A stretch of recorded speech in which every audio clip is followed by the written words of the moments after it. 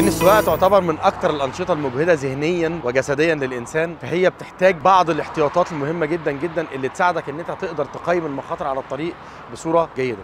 وعشان كده في بعض السلوكيات الغلط اللي احنا بنعملها واحنا سايقين بتؤدي إلى الإرهاق اللي بيأثر جدا جدا على تقييمك للخطر. الإرهاق بيتحمل نسبة 20% من تصادمات الطرق اللي بتحصل على الطريق. دايما الحوادث اللي بتحصل بسبب الإرهاق بتحصل في الربع الأخير من الطريق، واغلبها مرتبطه ببعض السلوكيات اللي احنا بنعملها واحنا سايقين بتزود من معدلات الارهاق. علشان تقدر تتجنب حالات الارهاق لازم في الاول تعرف ايه هو الارهاق. الارهاق هو تغيير في الحاله الجسديه او الذهنيه للانسان بسبب الاحتياج للنوم. الحاجه الوحيده اللي ممكن تخليك مرهق يعني انت تكون محتاج تنام. اللي يزود ارهاقك هي بعض السلوكيات اللي انت بتعملها وانت سايق فبتزود من معدلات الارهاق، زي مثلا ان انت ما تكونش نايم كويس، ولان طبعا السواقه في فتره الصيف مرتبطه دايما بالسهر وبالخروج بالليل، فانت دايما لازم تكون عامل حسابك لو هتسوق تكون نايم كويس. لازم تكون عامل حسابك ان انت نايم فتره ما تقلش عن 7 إلى 8 ساعات، وده اقل وقت انت جسمك محتاجه علشان تقدر تقاوم الارهاق.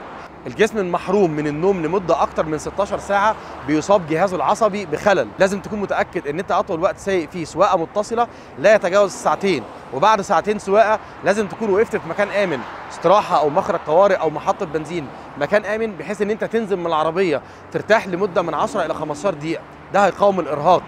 حاول على قد ما تقدر تتجنب السواقه بالليل، لان واحده من اهم اساسيات واحتياطات السواقه الامنه والقياده الامنه ان انت تكون مرئي. كل ما كانت الاضاءه كويسه، وده بيحصل بالنهار اكتر، كل ما ساعدك ان انت تكون مرئي وتكون متشاف للي حواليك على الطريق. واحد من ضمن الحلول اللي بعض الناس بيلجأوا لها علشان يقاوموا الارهاق علشان يسوقوا هو القهوه او كل مشتقاتها. القهوه فيها ماده الكافيين المنشطه للمخ، بس للاسف هو ده واحد من الحلول اللي تعتبر من الحلول النفسيه، لان اعظم كوبايه قهوه مش هتفوق حضرتك مده تتجاوز اكتر من 30 دقيقه، فبالتالي ما تعتمدش عليها كحل يقاوم الارهاق. مفيش حاجه تقاوم الارهاق الا النوم، فاحنا بنترجاك ان انت ما تسوقش لو كنت في حاله ما تسمحلكش بتقييم المخاطر بطريقه سليمه. وافتكر دايما في الاخر ان مفيش حاجه ممكن تعوض الارهاق اللي انت فيه الا النوم، وربنا يستر طريقك.